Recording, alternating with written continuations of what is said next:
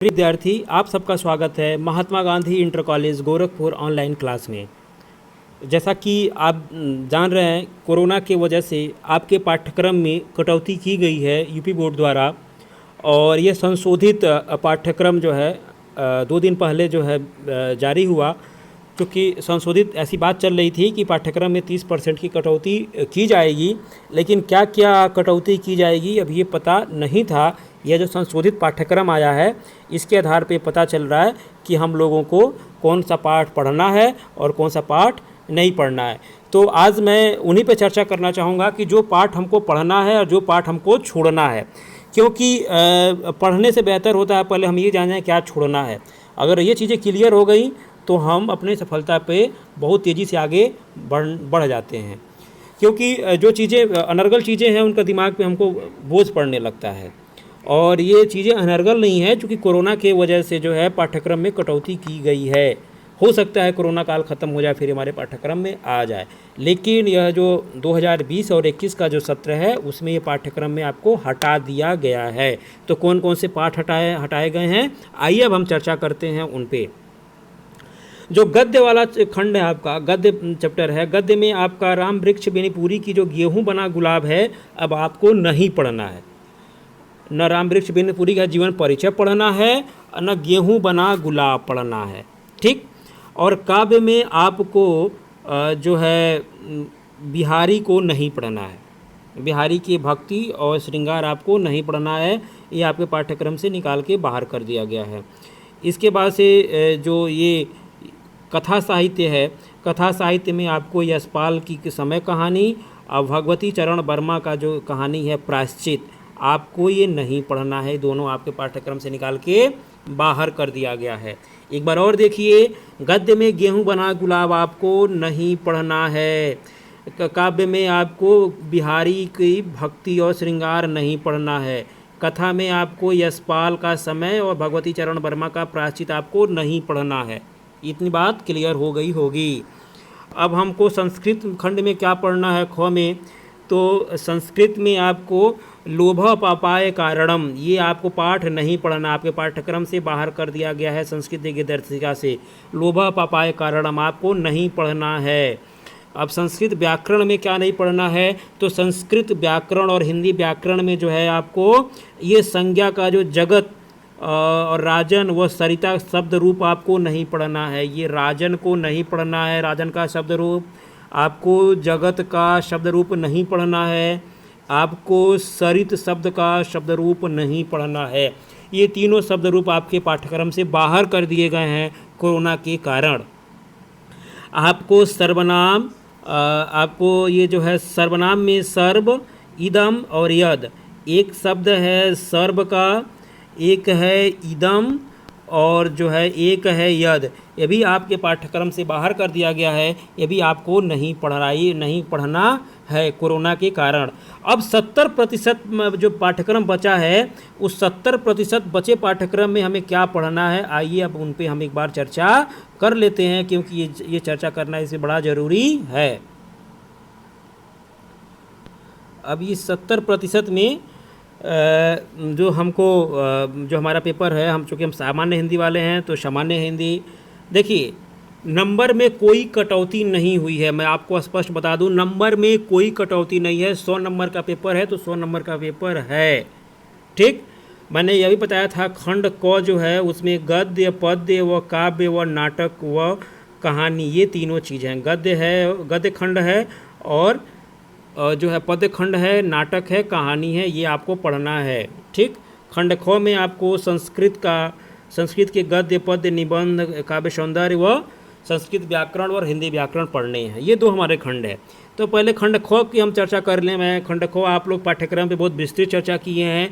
एक बार मैं और बता दूं कि साहित्य का इतिहास आपको पढ़ना ही पढ़ना है, गद्य हो या पद्य हो, ठीक। ये गद्य का इतिहास है जो आपको मैं PDF के रूप में दिया हूँ, आप लोग लिख लिए होंगे अभी तक।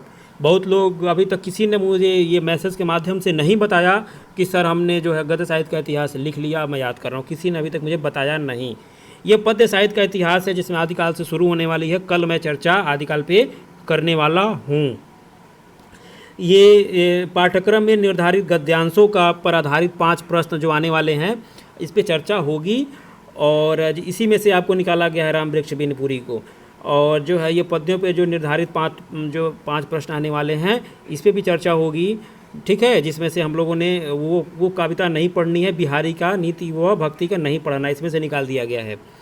अब इसमें से कहानी देखिए पढ़नी है, कहानी का जो है इसमें नहीं, सॉरी, इसमें से जो है लेखकों का जीवन परिचय है 80 शब्द में, कवियों का जीवन परिचय है, पाठ्यक्रम में निर्धारित कहानी और का उद्देश्य व सारांश है, और जो है नाटक हमको जो पढ़ना है हमारे पाठ्यक्रम में, जो नाटक गोरखपुर ज़िला में जो रखा गया है, ये हमारे प्रश्न हैं। ये प्रश्न पत्र थे खंड क के। अब आते हैं हम सीधे खंड ख की चर्चा हम लोग कर लें। खंड ख जो 50 अंक का निर्धारित किया गया है, यहाँ तो गलती से खंड क आ गया, यहाँ पे खंड ख होना चाहिए। अब इसमें गद्य वाला भी पढ़ना है, संस्कृत के गद्य भी पढ़ने हैं, संस्कृत के पद्य भी पढ़ने, श्लोक भी पढ़ने हैं, लोकोक्तियाँ व मुहावरे पढ़नी है। इसमें हम लोगों को जो है, हम लोग पिछले सब चर्चा हो चुकी है। संधि में कोई परिवर्तन नहीं किया गया है। आपको यण संधि, आपको दीर्घ संधि, गुण संधि, यण संधि, अयादि संधि पढ़नी है, तीनों संधियाँ पढ़नी है। 3 नंबर का इसमें कोई परिवर्तन नहीं किया गया है। शब्द रूप में आपको परिवर्तन किया गया है, केवल आपको संज्ञा शब्द पढ़ना है। संज्ञा में केवल आपको आत्मा और नाम का पढ़ना है, जिसमें जगत और सरिता और राजन शब्द को निकाल दिया गया। केवल 2 शब्द रूप पढ़ना है। ये बहुत बड़ी बात है आपके लिए, एक बहुत खुशी की बात होनी चाहिए, क्योंकि मैं शब्द रूप से ही ज़्यादा प्रश्न पूछता हूँ और बहुत शब्द रूप पूछता हूँ। लेकिन चलिए, आप तो खुश होंगे कि कम से कम शब्द रूप निकाल दिया गया है। ठीक, आपको 2 ही शब्द रूप पढ़ना है, नाम का और आत्मा का। इसके बाद से आपका जो है ये शब्दों में सूक्ष्म अंतर आपको पढ़ना ही पढ़ना है, अनेकार्थी पढ़ना ही पढ़ना है, अनेक शब्दों के लिए एक शब्द पढ़ना ही पढ़ना है। वाक्यों में त्रुटि मार्जन आपको पढ़ना ही पढ़ना है। लिंग, वचन, कारक व वर्तनीय शुद्धि आपको पढ़ना ही पढ़ना है। आपके जो काव्य सौंदर्य के जो तत्व हैं, जिसमें आपका रस है, रस में श्रृंगार रस है, करुण रस है, हास्य है, वीर है, जो भी काव्य सौंदर्य के तत्व में जितनी भी रसों पे चर्चा मैंने स्लाइड के माध्यम से बताया था, ये आपको पढ़ना ही पढ़ना है। अलंकार में आपको जो है शब्दालंकार, जो है अनुप्रास, यमक, श्लेष, ये आपको पढ़ना ही पढ़ना है। अर्थालंकार में अनुप्रास, उपमा, रूपक, उत्प्रेक्षा, भ्रांतिमान, संदेह आपको पढ़ना ही पढ़ना है। छंद में आपको मात्रिक छंद में जो है आपका चौपाई, दोहा, सोरठा, कुंडलियाँ आपको पढ़ना ही पढ़ना है। ये आपका जो 13वां प्रश्न बनेगा पत्र लेखन, ये आपको पढ़ना ही पढ़ना है। नियुक्ति के लिए पत्र लेखन आपको पढ़ना है। ठीक, आपको जो है बैंक से व्यवसाय के लिए ऋण लेना, ये पढ़ना है। आपको अपने नगर की सफाई के लिए आपको प्रार्थना पत्र आपको पढ़ना है। निबंध भी आपको पढ़ना है। वाणिज्य, कृषि, सामाजिक व सामाजिक चेतना पर आधारित आपको ये सब कुछ पढ़ना है। कुछ इसमें परिवर्तन नहीं किया गया है। अब आइए एक बार हम देख लेते हैं पाठ्य पुस्तक खंड क और खंड ख दोनों का हम लोग विस्तृत अध्ययन कर लें, कौन कौन से पाठ हैं, कौन कौन से पाठ नहीं हैं। तो गद्य खंड में आपका पहला जो है भारतेंदु हरिश्चंद्र का है, भारतवर्षोन्नति कैसे हो, ये पढ़ना है। दूसरा पाठ है आचार्य महावीर प्रसाद द्विवेदी का महाकवि माँ का प्रभात वर्णन आपको पढ़ना है। सरदार पूर्ण सिंह की आचरण की सभ्यता पढ़ना है। संपूर्णानंद का शिक्षा का उद्देश्य पढ़ना है। राहुल शंकरचार्य का थाथो को मकर जिज्ञासा पढ़ना ही पढ़ना है। सड़क सुरक्षा, तो ये जो है सड़क की जानकारी के लिए आपको पढ़ना है आपको। ठीक, अब काव्य में जो कौन से पाठ पढ़ने हैं कविता में, तो काव्य क्षेत्र में हमको संत कबीर का जो है पदावली और साखी पढ़ना है। सूरदास का जो है वात्सल्य, भ्रमर व भ्रमर गीत पढ़ना है। गोस्वामी तुलसीदास का भरत मिलन पढ़ना है। कवितावली, गीतावली, दोहावली, बिना पत्रिका सब पढ़ना है। इसमें से केवल जो है उनको बिहारी को निकाल दिया गया है और ये भूषण को हम लोगों को पढ़ना है। शिवा, शौर्य व छत्रसाल प्रसति, ये हमको पढ़ना है।